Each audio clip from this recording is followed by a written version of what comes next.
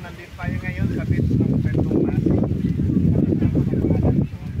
Pero sa area, sa lugar ng kung saan ay kasama sa tour package natin. So, na-village natin na nagkaroon ng tour. Siyempre may kasama tayo. So, ito yung pagkakas natin. Kailangan natin gumawa ng pang bago tayo magpunta dito sa labas. Sa lupa. Sa tawag nito. So, kanina wala pinuntahan natin. Hindi tayo pwedeng lumapag doon sa lupa. O bigla tayo. Kaya snorkeling na tawag doon. So, naliligo sila sa tabi. Pero ako tayo para 10 minutes na. Hindi na tayo maliligo. So, gala na lang tayo. Alright, so ito yung matalisin natin. So, yung beauty ng lugar natin na pinupuntahan. Kung nakikita nyo, ayan, so yun yung paligid natin.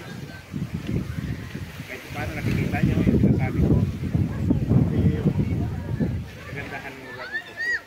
At least, in the meantime for a while, feeling guest din tayo, ibig na scroll lang tayo, may package. Salamat sa bus natin na bigyan tayo ng pagkakataon na makikitour kasama yung mga guests natin. Okay, so update ko kayo sa sunod na location natin. Bye-bye!